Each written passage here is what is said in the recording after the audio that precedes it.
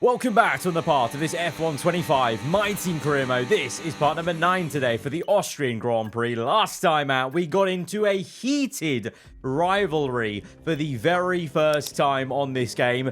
A lot sooner than I thought we would, but it seems like they've upped the speed at which you gain these different levels of rivalries. And last time out, it was a very wet and wild Canadian Grand Prix that saw one of our rivals in Williams, Carlos Sainz, well, leading for an absurd amount of the race. And it was honestly heartbreak, really, for him to lose the lead of the Grand Prix and the win with only a handful of laps to go compared to what he had just done up till that point, which was quite a bit of miracle work, really. And for us, it was a bit of a slower, quieter Grand Prix, struggling a lot with pace versus the AI in the wet, hoping to reset and kind of go again in Austria. Saying that, we still actually scored a decent chunk of points, but Williams, of course, ahead of us in the standing, so wanting to try and fight back against that a little bit. But we did gain a decent amount of fan rating, which is coming along nicely, as we've now gained a little bit of extra income coming in from our secondary sponsors. Although, to my surprise, some of the AI teams around us,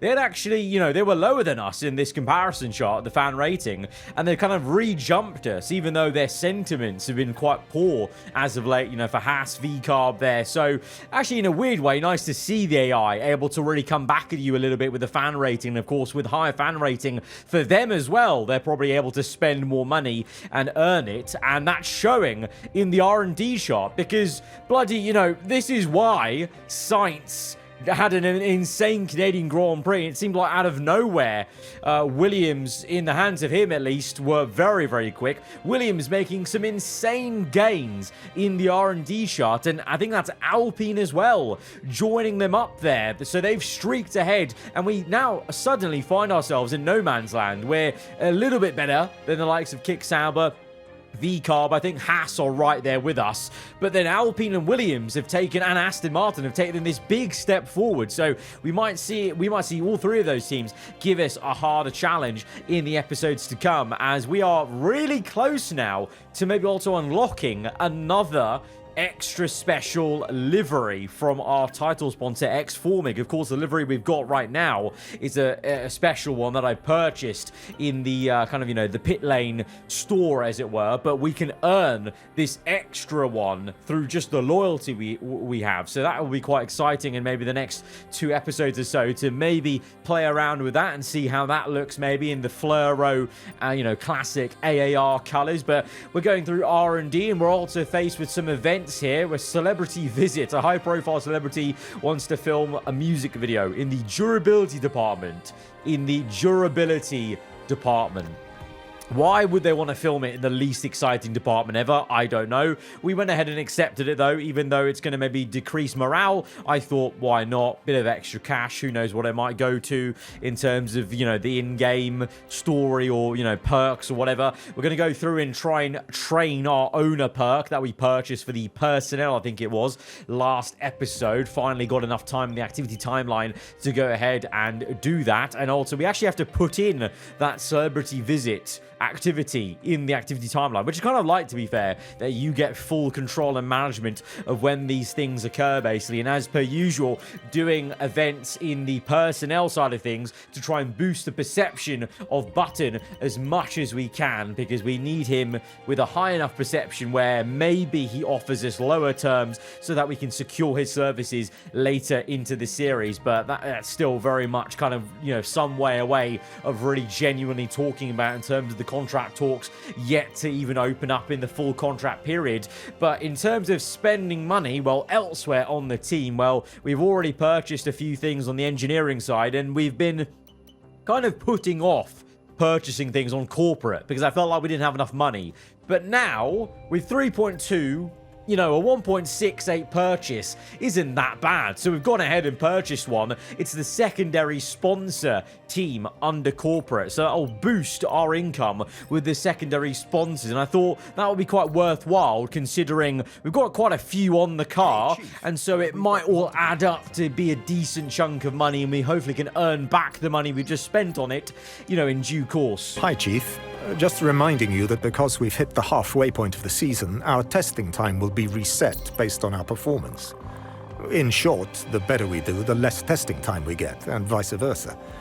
Check your research area to learn more. So this is new. For the very first time, we are introduced to the testing regulation changes in the middle of the season with the sliding scale development. So this is essentially, this year in My Team 2.0, not only do we have the cost cap for finances, we also have this allocation, like in real life, there's a set amount of hours of CFD and wind tunnel time the teams can do over the course of the season, and it goes top to bottom. The best teams get the least and the worst teams get the most. But halfway through this season, in real life and now in the game, this is reviewed based on the championship standings at that point and is reallocated. So we have now been allocated 95% of the highest total amount of CFD available, which in the game equates to the R&D points, basically. So the R&D points we earn from practice programs now,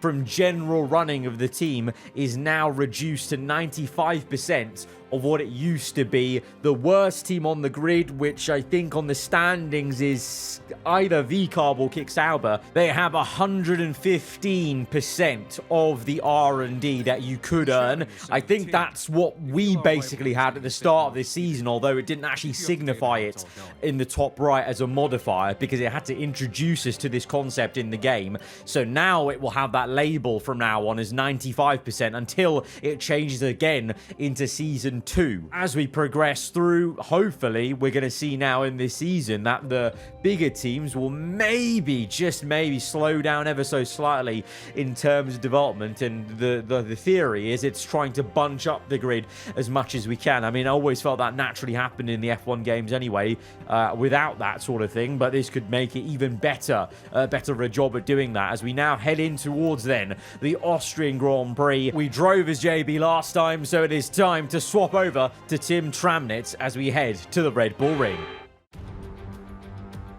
High up in the mountains here at Spielberg, it's time for qualifying on what will be the fastest laps of the season. Stand by for qualifying at the Austrian Grand Prix. We had a good qualifying last time, making it into the top 10 shootout as JB around one of my favourite circuits, but Austria has also been pretty happy hunting ground for us in the My Team series, in career mode as well, even on last year's game. So I'm curious to see what we can do around here. It's a power circuit though, so in the race, I don't know how it's going to go with the, the engine overheating issues we've been facing, the straight line speed deficit here and there versus the AI. Obviously, it was worse in some places with the engine overheating way more at other circuits. So Austria, let's see. Hopefully, it's not too hot out there come race day. But for now, we're just focused on the out-and-out one lap time, and pretty close with JB in P8 and P9 there. Only less than a tenth to separate us. But Red Bull looking strong. Williams looking strong again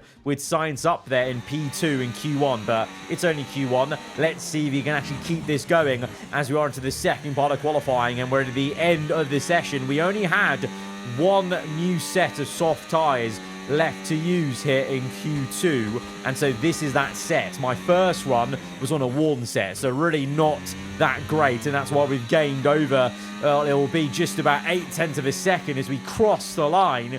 And I was hoping with such a big time jump we would have got through to the top 10, but alas, others went so much quicker, and I have not made it through. Although Jenson Button has continued his Q3 showings. It's AI Jenson Button that has made it through, though, this time into the top 10 shootout. So we just couldn't match him. 4/10 there. Maybe we could have found a couple, but 4/10 plus I think would have been quite difficult. So I think fair and square, we just weren't as quick as our teammate today, and he's made it through. But so has Sainz. Gasly up there in the Alpine, showing that good, performance in the R&D charts, actually correlating to the actual on-track performance. Obviously, we already saw that with Sainz, but now we're seeing that maybe with Gasly, and a little bit there with Lance Stroll being up in P12, to be fair. But that's our day over. We go to race day and see how Jenson did in Q3. This is it then, race day in Spielberg for this year's Austrian Grand Prix. Not long to go before our drivers hurtle off the line and into the first turn, the Niki Lauda curve. It was renamed in 2019 in memory of one of Formula One's most beloved figures. It's time to take a look at our starting grid for today's race. Lando Norris put in a fantastic lap yesterday and he'll start from pole position. And Lewis Hamilton completes the front row. Considering the rest of the grid, we have Sainz, Russell, Oscar Piastri and Gasly, Button, Leclerc, Stroll and Max Verstappen, Lawson, Tremnitz, Fernando Alonso and Bortoletto, Behrman, Antonelli, Yuki Tsunoda and Esteban Ocon, Doohan, Hulkenberg, Albon and Isaac Hadjar rounds off the grid. It's almost time for the lights to go out, so let's head down to the track where preparations are underway.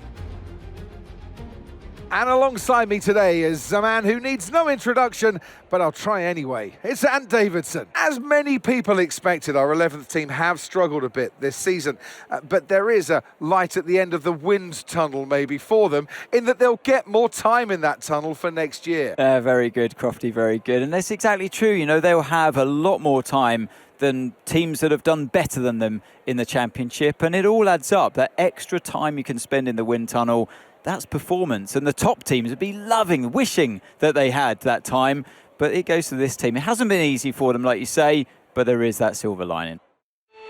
So it seems like even AI Jensen Button knows what's up. He's qualified in that lucky number P7 slot for yours truly. So here's hoping that's going to be a good omen for the race, where P12 it is actually, because there's a couple of penalties, including one of our rivals, Albon, in the second Williams, way down the order on the last row because of an engine penalty. So that's an aid to us in the constructors fight, but Sainz is up there in the top 10. Verstappen clearly has had, I think, a penalty in P10, so I imagine he actually put it on pole position maybe. So Lando's inherited it. It's the Ferrari alongside of Lewis Hamilton, so an all-British front row here at the home of the Red Bull Racing team.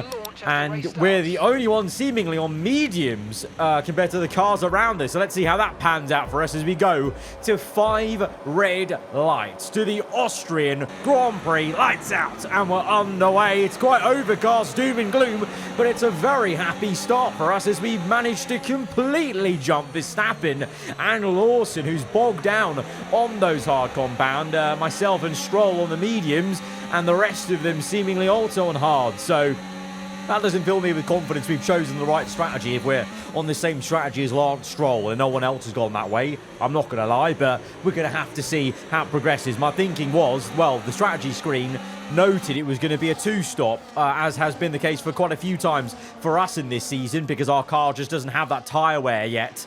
You know, we've not done a single tyre wear upgrade on the car because it's locked behind the next breakthrough screen on the facility, so it's gonna probably have to wait till season 2 maybe, or the end of season 1 for us to even have our first tyre upgrade. But I digress. The point I was making was it's a 2-stop. I thought, let's start on a medium from outside the top 10 and try and press on, and then we'll go to a hard, and that will open us up also to see what we could do. You know, there's a hint of a 1-stop, maybe we can do that. So that's why we've gone for medium, but we now need to make good use of it as Lando Norris streaking away 1.6, and Sainz definitely is using his medium to good use, I saw, as he's up into second place. So Sainz has overtaken the man that replaced him at Ferrari. They're still having a bit of a battle as we've made quick work to swap essentially with Button. He doesn't put up much of a fight, and we get up into P8 because of course we should have priority of attacking the cars ahead, as our tyres will start to wear out soon enough, and sooner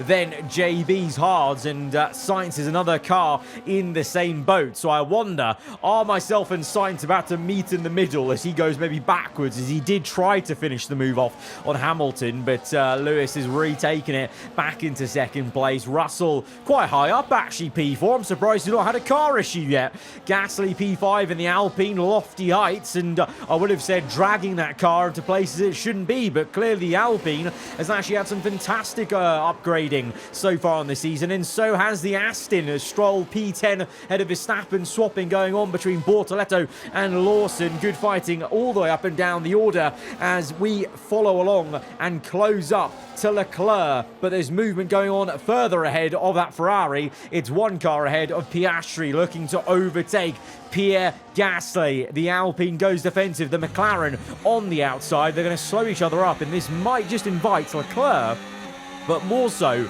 might invite us. We're just patient here. They're going to go 3 abreast. Leclerc committing to the inside, but Gasly actually covers off. Look at that movement from Gasly. Oh, that was quite impressive, you know. He went from fully left to all the way to the inside and covered off both cars, and that's invited us to make a very nice switchback, I must say, from left to right. Just caught Leclerc completely, and now we've caught Gasly by surprise as well, as we've absolutely launched it on the inside. We just saw the opportunity and we've walked right through, as ahead of us, Sainz getting overtaken by Russell. I think my prediction might be correct, you know. We might be meeting Sainz in the middle here as his tyres wear out, and we're doing quite well to still have some pace on those same mediums. But yeah, we caught the Ferrari unawares, and then also the same thing for Gasly. Very opportunistic at the start of this race as Verstappen and Stroll have a bit of a battle, and Stroll convincingly giving Verstappen a bit of a headache as they go side by side through the final couple of corners onto a new lap of this Grand Prix. Still very early days though, lap 5, plenty to go on and plenty of strategy play potentially as well. If any of these guys are trying one stop, so I'm not too sure who is at this moment. It's hard to tell when they're all on hard tyres, really, as JB tries to go round the outside. It's not just me overtaking a Ferrari, it's both of us.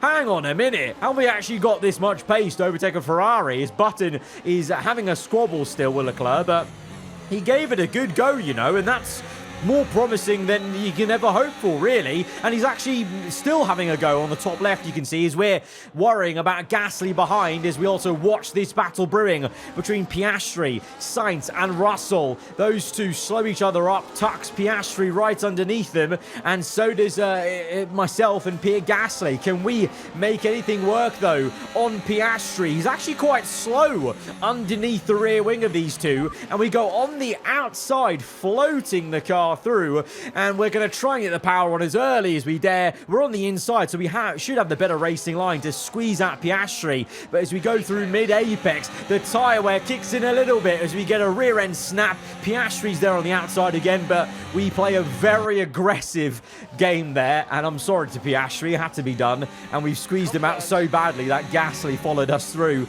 into P6, but I'm sure Oscar, well, I would say fuming in the cockpit, but he's so nonchalant, he's probably just like, oh drats, he's pushed me wide, and he'll try and come back at us, I'm sure, later in the race, as it's still going on. Russell v Sainz, Williams v Mercedes. This is awkward, you know, it's Mercedes v Mercedes customer team here, and we're about to join the party with our Honda-powered AAI car as we go down the inside of Russell, floating it in. Russell's a little bit apprehensive to give us the racing room, I'm not going to lie, so we had to take a lot of curb there to make the overtake work, but Russell refusing to give up the position easily, and instead now is actually paying the price for that. That's a bit of karma in my books, as he's getting overtaken by Pierre Gasly as well. So Russell down 2 positions all of a sudden, and we're now in the back of Sainz for third place. Where has this come from?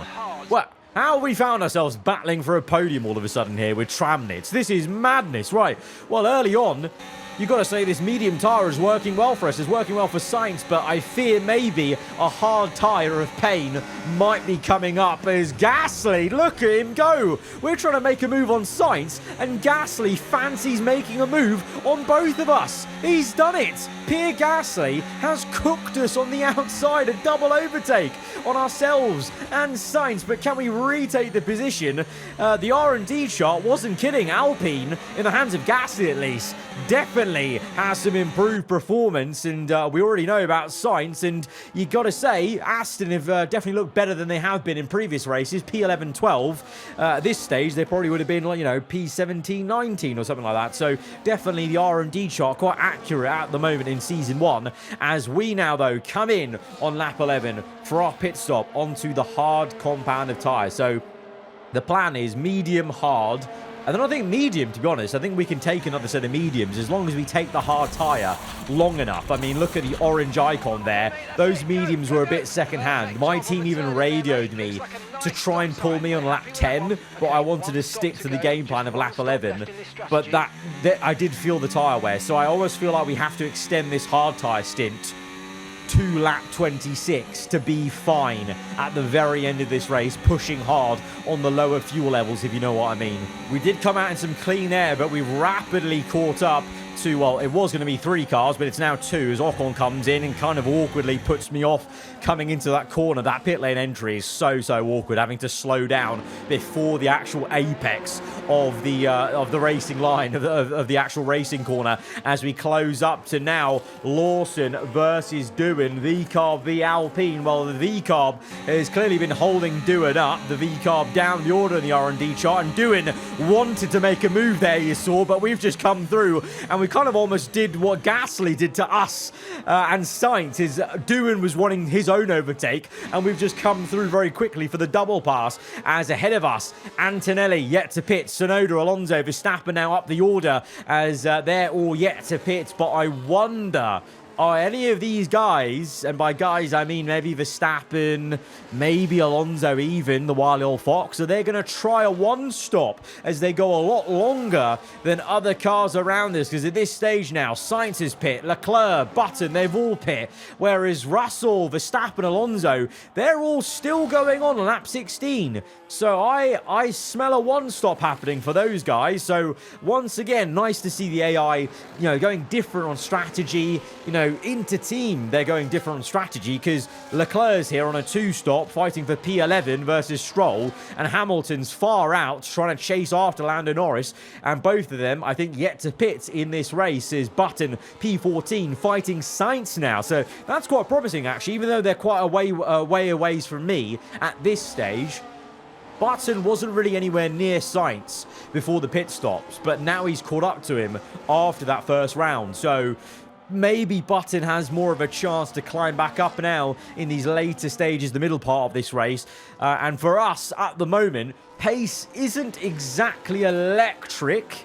We're just seeing how it goes. I'm trying to also, remember, eke out this stint to make sure we get to lap 26. So I think sooner rather than later, Piastri is going to come knocking on the door as we watch him just repass Gasly. He had to actually make that overtake twice over, as the Alpine seemingly is pretty good in a straight line, but the McLaren is no slouch in a straight line, and we make it very easy for Piastri. We even lift off, really, because I know he's not in my fight. Have you seen the pace of Norris out front? He is not in our fight. And unlike in Canada, I don't think we can keep on fighting him and realistically hold him up, because then there will be a trolley train forming. So we've let him go. And instead, I've kind of used him a little bit to slow down Tsunoda, because I reckon we can get Yuki here.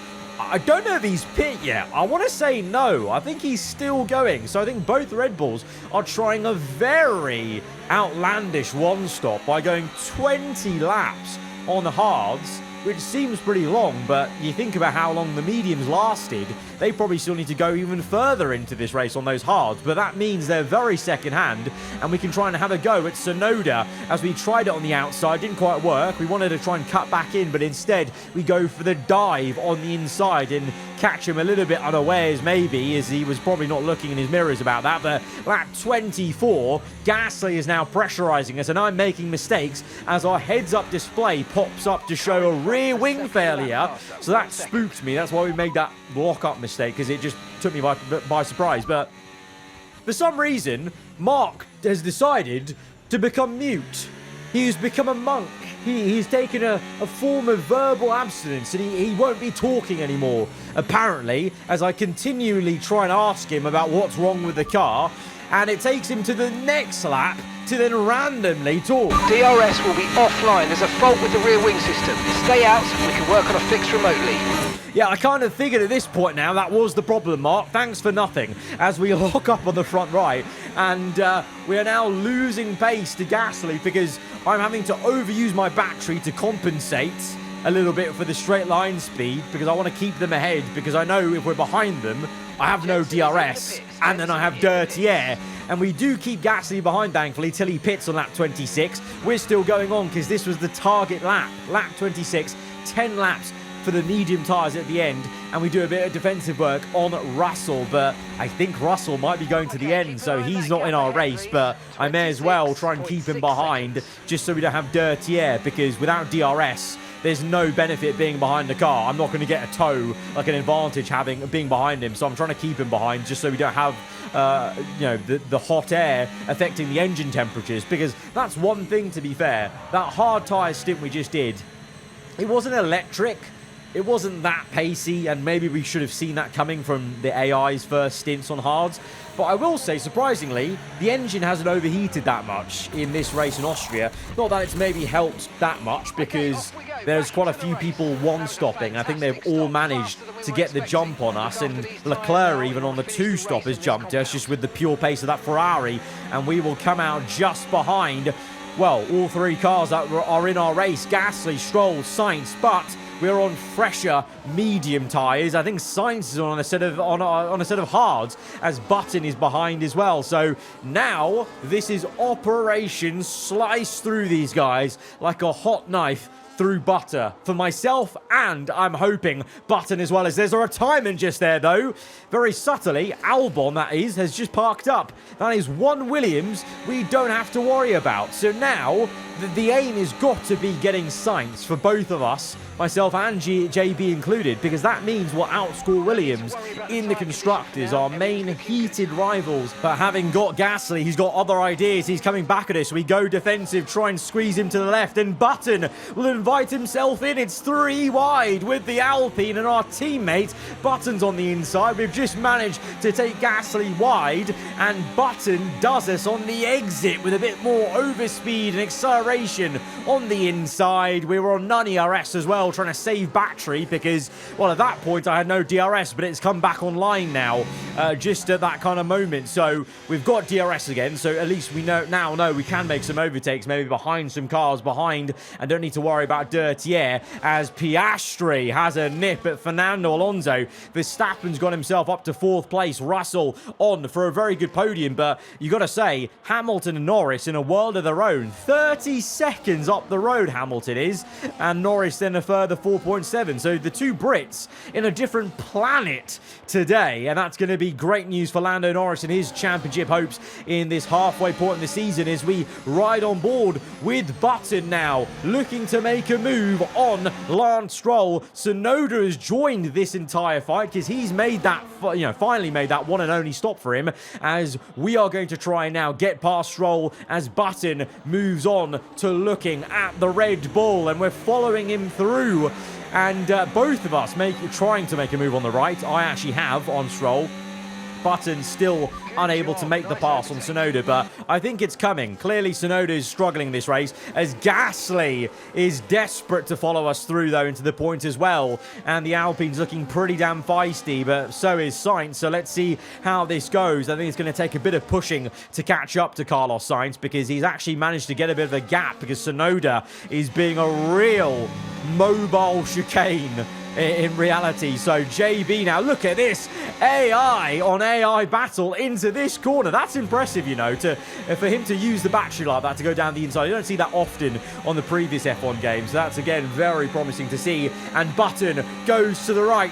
We go to the left, and either side of the Red Bull, this Aarava Archer Racing team goes, and we're both now into the points at the Red Bull ring. We've passed one of the Red Bulls, and now we set our sights on Carlos Sainz in the Williams. I think that may be our fight today. Meanwhile, up ahead, Verstappen fighting Alonso. And I think this is Alonso actually overtaking Verstappen, because wasn't Alonso behind Verstappen in a previous clip? So that's Alonso showing the Aston very much has some upgrades. And in clean air, he can really use the car. So unlike in real life, there's maybe some hope for Alonso and Aston yet in 2025, as they and Williams have really seen a good uptick of performance. Alonso, two-time champion, fighting for the top 5 again. You love to see it. It's good to see that, as we're now catching up to Sainz. Button allowed us through very, very easily, because we have the pace on the mediums to have a go at Sainz, but we're also going to try and do a job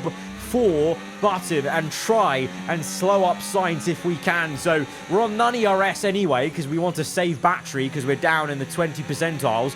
But at the same time, us staying on none throughout this entire section is also just going to hold up Sainz a little bit, give him some of that turbulent, dirty air that we've loved so much in the game so far, and Sainz will come back at us. It's actually going to turn into a nice little squabble as we go for the repass, cut to the inside, don't quite want to make the overtake and commit there on the inside, and instead we'll wait for the DRS as we're now behind. Sainz, though, gives us a good old squeeze to the inside, and oh, on the braking, the Spaniard has tapped us on the front left tyre. The Williams is getting proper aggressive. It's almost like he knows what's at stake here, and he's trying his hardest to keep us behind, but we're equally just toying with him a little bit, trying to hamper his race as much as we can to then invite our teammate in, as we're still neck and neck after a whole lap. We're still squabbling here with the Spaniard on the inside. We take him wide though, and it's a beautifully choreographed overtake. The teamwork doesn't get much better than that. I think the only better teamwork was probably what we did in Monaco with the mandatory 2 stoppers. It's now, wow, look at this fight. It's Leclerc, the Alonso, the Verstappen. 3 big names in F1 squabbling over points as Button passes us. Sainz tries to overtake us again, and again we're having to basically repass him, but clearly he's got a bit more pace to show, and so we've allowed Button through to be a bit of a rear gunner. Remember in Imola, we were the rear gunner driving as Button for Tramnitz, and so we repaid the favour. But out ahead on the last lap, he's dominated this one, 7 seconds ahead of the rest. It's Lando Norris winning at the Red Bull Ring. Hamilton, though, with a very strong P2 for Ferrari, and Leclerc looks like he's got the better of Verstappen and Alonso. So remember, Leclerc had to recover quite a lot in this race, so the Ferrari subtly has actually shown a lot of pace here, and for Piastri as well, who was also down the order, having been knocked out in Q2. He's recovered to B4, so both McLaren and Ferrari showing why they're a 1-2 in the constructors at this moment in time. Verstappen's recovered well, you got to say, though, as well, from that poor start P6, and Alonso as well. All in 1 stops, though, for those two. Leclerc, I think, did a 2-stop, didn't he? So he really showed some good pace. But for us, we come through in formation P8 and 9, and this is the maximum we could have hoped for today. And it's great because we're going to outscore Williams, and that's the job. That was the job today, outscoring Williams. Solid shift. It's nothing crazy, but it's good, honest work in our fight versus Williams in this midfield fight, as Antonelli gains 5 positions and gets the driver of the day. Here's the checkered flag, and our winner has landoed. It's Lando Norris for victory. And this performance today, Crofty, really goes a long way to keeping their championship hopes alive. It hasn't been an easy season for them so far this year, but this drive today was impeccable. A job well done. It's a big win for Lando Norris versus Verstappen with a now 17-point gap, but there's plenty to go in the season. JB's still just about hanging on into the top 10 with 41 points. Tramnitz in the top 12 still with 18 points to his name and totaling 59, 1 point behind Williams. So we didn't quite overtake them, but we got back right underneath their rear wing in the Constructors' Championship, and more importantly, we gained a decent amount of fan rating after that one, and we're going to be going up to fan rating level 3 for the first time in the series. So I'm very excited to see what new sponsor slots we've unlocked, and also we've unlocked more perception with all the drivers, which will hopefully help with Button in his contract talks. Guys, if you have enjoyed this one, hit the like button, let me know what you thought in the comments below. If you're around here, then do get subscribed for weekly Formula 1 content. I'll see you guys next time. Goodbye.